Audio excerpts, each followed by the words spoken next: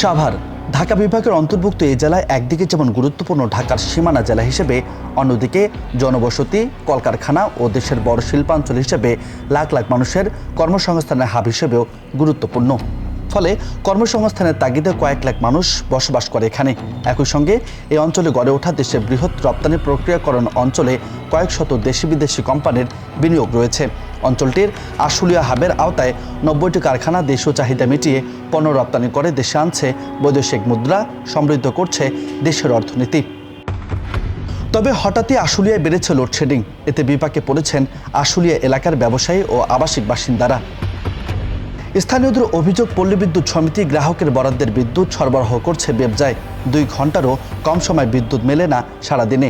এতে গরমে নাকাল অবস্থা ওই অঞ্চলের মানুষের। একই সঙ্গে কোটি কোটি টাকা লোকসানের পথে স্থানীয় বাসিন্দারা।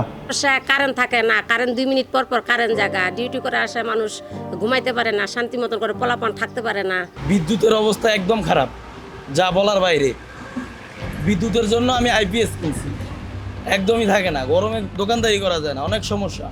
আপনারা জানেন, বিদ্যুৎ না থাকার কারণে দেখা যাচ্ছে মিল ফ্যাক্টরিগুলোতে চরম লোকসানের মুখে পড়তেছে। অনেক সময় শ্রমিকরাও ঠিকভাবে কাজ করতে পারতেছে না। তারপরে দেখা যাচ্ছে বিদ্যুৎ না থাকার কারণে তারাও শারীরিকভাবে অসুস্থ হয়ে পড়তেছে, বাসা বাড়িতেও তারা ক্ষতিগ্রস্ত হচ্ছে। যেমন কারখানায় যেভাবে বিদ্যুৎ না থাকার কারণে তারা সেইভাবে লোডশেডিং কুলায় নিতে পারতেছে না, তারা কিন্তু জেনারেটর চালাইতেছে। এই জেনারেটারেও কুলাইতে পারতেছে না তখন কিন্তু ফ্যাক্টরি ছুটি দিয়ে দিচ্ছে। আজকে সকালেও একটা ফ্যাক্টরি, ৬,০০০ শ্রমিকের ফ্যাক্টরি, উনি ৫ দিনের ছুটি দিয়ে দিল এই বিদ্যুৎ না থাকার কারণে। খোঁজ নিয়ে জানা গেছে, ঢাকায় ইপিজেডে নিরবচ্ছিন্ন বিদ্যুৎ সরবরাহ করে United power generation and distribution company. সেখানে বিদ্যুৎ সরবরাহের জন্য উৎপাদন কেন্দ্র থাকলেও গত ২৮ এপ্রিল গ্যাসের বিল বকেয়া নিয়ে জটিলতায় তাদের গ্যাস সংযোগ বিচ্ছিন্ন করে তিতাস গ্যাস। বন্ধ হয়ে যায় বিদ্যুৎ কেন্দ্রটির উৎপাদন। এতে উৎপাদন বন্ধ হয়ে যায় ইপিজেডের ৯০টি কারখানারও। বিকল্প ব্যবস্থা হিসেবে আবাসিকের জন্য নির্ধারিত বিদ্যুৎ বেবজায় সরবরাহ করছে ঢাকা পল্লী বিদ্যুৎ সমিতি। এতে বেড়েছে সাভার এলাকার বিদ্যুৎ বিভ্রাট, ক্ষতির মুখে পড়ছে কয়েক লাখ মানুষ। সারাদিনে যে গার্মেন্টস করে আসি, একটু আরামে ঘুমামো, কারেন্ট থাকে না তার জন্য। আর বাসায়ও কারেন্ট থাকে না, অফিসেও কারেন্ট থাকে না, 2 মিনিট পর পরই কারেন্ট যায়। এগুলো আমার সমস্যা না। আমরা আজকে 5 দিন যাবত বিদ্যুৎ বিচ্ছিন্ন, আমরা খুব অসুবিধার মধ্যে আছি, সমস্যার মধ্যে আছি। এটা আমরা অতি দ্রুত যাতে এই সমস্যাটার সমাধান হয়, আমরা সরকারের কাছে আকুল আবেদন করতেছি যে আমাদের তিতাস থেকে যে লাইনটা চালু করে দেওয়া হয়। তথ্য বলছে, শিল্পাঞ্চল আশুলিয়ায় বিদ্যুৎ সরবরাহকারী প্রতিষ্ঠান ঢাকা পল্লী বিদ্যুৎ সমিতি চাহিদার চেয়েও প্রায় ১০০ মেগাওয়াট বিদ্যুৎ কম পেয়ে থাকে।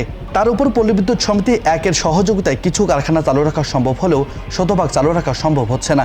এদিকে ইপিজেডের মতো জায়গায় বিদ্যুৎ সরবরাহের কারণে চাপ পড়েছে পল্লী বিদ্যুতেও।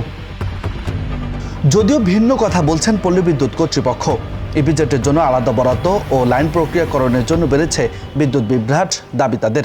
আমাদের এই গত মঙ্গলবারের আগে থেকে তো বিভিন্ন সময় লোডশেডিং, 4 দিনই লোডশেডিং কম বেশ ছিল, এটা এখনো আছে। এটা তো আমাদের মূল সাপ্লাইয়ের শর্টেজের কারণে ওই লোডশেডিংটা হয়। যা দরকার তা আমরা পাচ্ছিলাম না, এখনো পাচ্ছি না। আর শুধু ইপিজেড এর জন্য স্পেশালি আমাদের বিদ্যুৎ বিভাগ থেকে ওনাদের জন্য যে 40 মেগাওয়াটের মতো লাগে সেটা বরাদ্দ করা হয়। ফলে ইপিজেডে বিদ্যুৎ দেওয়ার কারণে আমাদের কালকে লাইনগুলো আমরা রিঅ্যারেঞ্জমেন্ট করছি। এত বড় একটা লোড যেহেতু আমাদের উপরে পড়ছে সরকারের সিদ্ধান্ত অনুযায়ী, বুঝছেন, আমরা লাইনগুলো রিঅ্যারেঞ্জমেন্ট করতে গিয়ে বিভিন্ন জায়গায় লাইন বন্ধ করে কাজ করে এক সাবস্টেশন তো আরেকটা স্টেশন, আরেক সাবস্টেশন আরেকটা, এইভাবে আমরা শিফট করছি, বুঝছেন। করতে রিঅ্যারেঞ্জমেন্ট করতে গিয়ে যে সময়টা বন্ধ রাখতে হয়েছে, এটা বন্ধ রাখছি আমরা। বাংলাদেশ রপ্তানি প্রক্রিয়াকরণ এলাকা কর্তৃপক্ষ বলছে, নিরবচ্ছিন্ন উৎপাদনের লক্ষ্যে ইউনাইটেড পাওয়ার স্থাপন করা হয়েছে সেখানে। তবে গ্যাস জটিলতা নিরসন না হওয়া পর্যন্ত পল্লী বিদ্যুতেই ভরসা তাদের। সমস্যা ছিল, এখন অনেকটা কাটা উঠছে। আমরা পল্লী বিদ্যুৎ থেকে নিচ্ছি এখন, এখনো ফুলফিল হয়নি, জাস্ট 2 দিন কাজ করতেছে, তারা চেষ্টা করতেছে। পল্লী বিদ্যুৎই আমাদের একমাত্র ভরসা। ইউনাইটেডের এই ঝামেলাটা শেষ না হলে তো আমরা নিতে পারবো না। সমস্যা তো তিতাসের সাথে, ওদের তিতাস গ্যাসের সাথে, বুঝছেন। এই প্রবলেম তো ওরা সমাধান না করতে পারলে তো আমাদের বিকল্প আরবি পল্লী বিদ্যুৎ ছাড়া আর কোনো পথ নাই, বই নাই। রাজু আহমেদ, বার্তা 24।